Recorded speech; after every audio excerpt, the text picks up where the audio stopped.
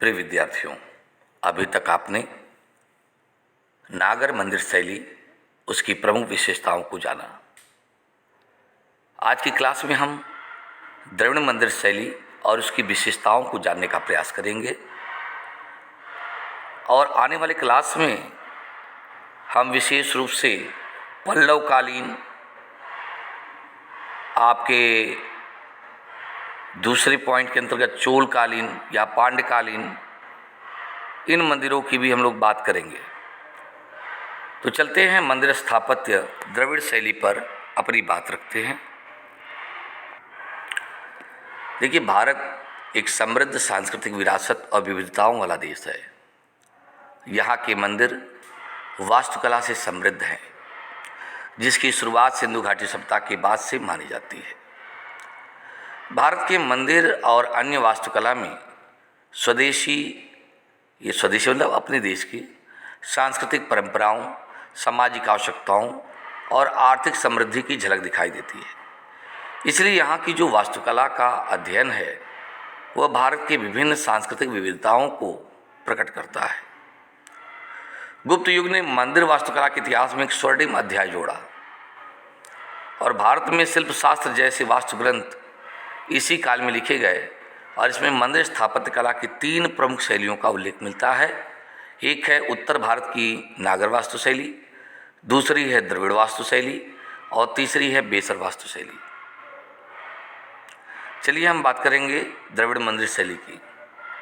देखिए, 9वीं से 12वीं शताब्दी ईस्वी के बीच चोल साम्राज्य के दौरान द्रविड़ शैली का दक्षिण में विकास हुआ, लेकिन इसकी स्थापना का श्रेय पल्लव राजवंश को जाता है। यह जो द्रविड़ शैली है कृष्णा और कावेरी नदियों के बीच के क्षेत्र में देखा जाता है। तमिलनाडु और उसके आसपास के क्षेत्रों में बने अधिकतर मंदिर द्रविड़ शैली में ही बने हुए प्राप्त होते हैं। द्रविड़ मंदिर का प्रारंभिक विकास पल्लव काल में हुआ था और राज सिंह शैली में निर्मित कांची के कैलाशनाथ मंदिर में इसके प्रारंभिक विकासात्मक स्वरूप के हमें लक्षण दिखाई देते हैं। चोलों ने पल्लवों से विरासत में मिली द्रविड़ मंदिर शैली को सिद्ध किया। इस समय के दौरान पल्लवों के प्रारंभिक गुफा मंदिरों से दूर जाकर वास्तुकला शैली और अधिक विशाल हो गई। द्रविड़ मंदिर स्थापत्य यानी द्रविड़ टेम्पल आर्किटेक्चर की 2 सबसे महत्वपूर्ण विशेषताएं हैं। एक तो गर्भगृह में मंदिरों की 4 से अधिक भुजाएं होती हैं। द्रविड़ शैली के मंदिर के गर्भगृह के ऊपर बनी कई मंजिलों को विमान कहा जाता है, जो कि पिरामिड नुमा होते हैं। इस स्थापत्य शैली में स्तंभों और खंभों का बड़े पैमाने पर प्रयोग किया जाता है। द्रविड़ शैली के मंदिरों में भक्तों को प्रदक्षिणा करने के लिए गर्भगृह यानी मुख्य देवता का कमरा के चारों ओर एक गोलाकार मार्ग बना होता है। इसमें सजावटी नक्काशीदार खंभों के वाला एक स्तंभों वाला मंडप हाल भी होता है। इसकी संरचना ऊंची दीवारों से घिरे एक प्रांगण के भीतर होती है और इस रूम में कैलाशनाथ मंदिर द्रविड़ वास्तुकला का एक प्रमुख उदाहरण है। और दूसरा जो सबसे महत्वपूर्ण उदाहरण है वह है तंजौर का बृहदेश्वर मंदिर। और तीसरा एक बहुत ही सुंदर उदाहरण है, वह है मीनाक्षी का मदुरई का मीनाक्षी मंदिर। अब बात करें द्रविड़ शैली में मंदिर का जो आधार भाग जो है वो वर्गाकार होता है और गर्भगृह के ऊपर का शिखर भाग पिरामिड नुमा होता है। इन मंदिरों में क्षैतिज विभाजन लिए अनेक मंजिलें होती हैं। इन मंदिरों के प्रवेश द्वार को गोपुरम कहा जाता है। इनके प्रांगण में विशाल दीप स्तंभ, ध्वज स्तंभ के साथ कल्याणी या पुष्करणी के रूप में जलाशय स्थित होते हैं।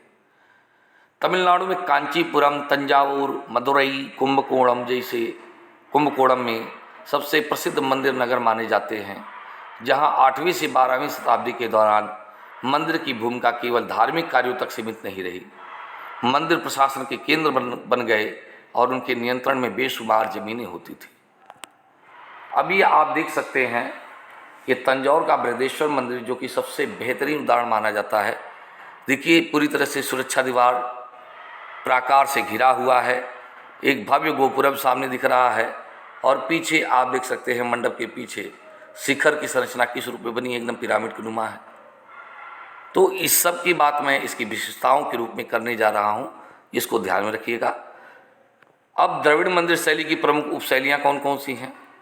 पहली है पल्लव उपशैली, दूसरी है चोल उपशैली। तो पल्लव उपशैली जो है प्रारंभिक है, ठीक है, और उसका विकास दिखाई देता है चोल उपशैली में, और पांड्य उपशैली में तो अपने विकसित रूप में आ जाती है, विजयनगर उपशैली और नायक उपशैली।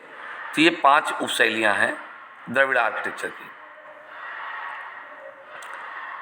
तो जिस तरह नागर मंदिर की कई उपश्रेणियाँ होती है, उसी प्रकार द्रविड़ मंदिरों की भी कई उपश्रेणियाँ हैं। इनकी मूल आकृतियाँ 5 प्रकार की होती हैं, जैसे वर्गाकार, आयताकार, अंडाकार, वृत्ताकार, अष्ट कोणाकार। इनमें से वर्गाकार को आमतौर पर कूट और चतुरस्र भी कहा जाता है। आयताकार यानी साला या आयत्रस्त। अंडाकार जिसे गजपृष्ठी कहते हैं, जो हाथी की पीठ जैसी होती है, इसे वृत्तायत भी कहते हैं। यह गजपृष्ठी चैत्यों के सकटाकार रूपों में आधारित होती है, जिसके प्रवेश द्वार पर घोड़े के नाल के आकार के होते हैं प्रवेश द्वार, जिन्हें आमतौर पर नासी कहा जाता था। वृत्त और अष्टभुजाकार आमतौर पर मंदिर की योजना उसके विमान देवी देवता के मूर्त रूप के अनुसार निर्धारित होते थे, इसलिए उचित यही था कि विशिष्ट प्रकार की मूर्तियों के लिए उसी से संबंधित प्रकार के मंदिर बनाए जाएं। ठीक है, इसको समझ लीजिएगा। अब ये मैंने कहा था मीनाक्षी मंदिर द्रविड़ मंदिर शैली बहुत ही सुंदर, कई कलर का उपयोग हुआ है, इतनी अच्छी अच्छी मूर्तियाँ इस पर बनी हुई हैं। इसका गोपुरम देखिए कितना भव्य विशाल है, जबकि मंदिर की संरचना बल्कि छोटी दिख रही है।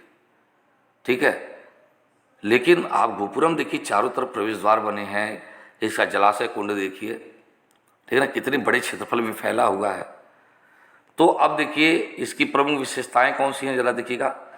द्रविड़ शैली के मंदिरों में भक्तों को प्रदक्षिणा करने के लिए गर्भगृह के चारों ओर गोलाकार मार्ग बना होता है। वहाँ पर आप देख रहे हैं नागर मंदिर शैली में चतुर्भुज का आकार है, यहाँ पर गोलाकार है। द्रविड़ शैली के मंदिरों में सजावटी नक्काशीदार खंभों वाला एक स्तंभों वाला मंडप हाल भी होता है, जिसकी संरचना ऊंची दीवारों से घिरे एक प्रांगण के भीतर होती है। इस शैली के मंदिर में का आधार भाग वर्गाकार होता है तथा गर्भगृह के ऊपर शिखर भाग प्रिज्मवत या पिरामिडनुमा होता है। इन मंदिरों में क्षैतिज विभाजन लिए हुए अनेक मंजिले होते हैं, अनेक तल्ले होते हैं। चौथी बात, सामने की दीवार के बीच में एक या एक से अधिक प्रवेश द्वार बने होते हैं, जिसे गोपुरम के नाम से जाना जाता है। देखिए मैं आपको दिखा रहा हूँ, इसके 4 गोपुरम हैं अलग अलग जगहों पर, बड़े बड़े। 5वां, द्रविड़ मंदिर के गुंबद का रूप, जिसे तमिलनाडु में विमान कहा जाता है, मुख्यतः एक सीढ़ीदार पिरामिड की तरह होता है, जो ऊपर की ओर ज्यामितीय रूप से उठा होता है, ना कि उत्तर भारत के मंदिरों की तरह मोड़दार शिखर के रूप में। ठीक है। छठी बात, दक्षिण भारतीय मंदिर में शिखर शब्द का उपयोग केवल मंदिर के शीर्ष पर स्थित मुकुट तत्व के लिए किया जाता है, जो आमतौर पर एक छोटे से स्तूप या अष्टकोणीय गुंबद के आकार का होता है। यह उत्तर भारतीय मंदिरों के आमलक और कलश के बराबर है। दक्षिण भारतीय मंदिरों में आमतौर पर भयानक द्वारपालों की प्रतिमाएं खड़ी की जाती है, जो मानव मंदिरों की रक्षा कर रहे हैं। इस शैली के मंदिर काफ़ी ऊंचे होते हैं और उनका प्रांगण भी बहुत बड़ा होता है, जिनमें कई कक्ष होते हैं, जलकुंड होते हैं, छोटे मंदिर बने होते हैं और परिसर के भीतर एक बड़ा जलाशय या मंदिर का तालाब मिलना आम बात है, क्योंकि हम जानते हैं वहाँ पर नदियों की अपेक्षा तालाब से सिंचाई या तालाब से पानी पीना ये आम बात है, क्योंकि तमिलनाडु में वर्षा अधिक होती है। ठीक है, नदियाँ कम हैं, वहाँ तालाब ज़्यादा है। दक्षिण भारत के कुछ सबसे पवित्र मंदिरों में मुख्य मंदिर जिसमें गर्भगृह स्थित है, वास्तव में सबसे छोटे विमानों में से एक है। ऐसा इसलिए है क्योंकि यह आमतौर पर मंदिर का सबसे पुराना हिस्सा होता है, जबकि गोपुरम बाद में बनाए गए, इसलिए वो थोड़ी भव्य हैं, बड़े बने हैं। उप दिवालयों को या तो मंदिर के मुख्य गुंबद के भीतर ही शामिल कर लिया जाता है या अलग से दिवालय के रूप में मुख्य मंदिर के पास बना दिया जाता है या रखा जाता है। द्रविड़ मंदिर के निर्माण में मूर्तियों के प्रयोग पर अधिक बल दिया गया। द्रविड़ शैली के मंदिरों के शिखर के ऊपरी हिस्से पर कलश की जगह स्तूपिका बनी होती है। मंदिरों के निर्माण के लिए पत्थर को प्रमुख सामग्री के रूप में इस्तेमाल किया जाने लगा। एलोरा से प्राप्त कैलाश मंदिर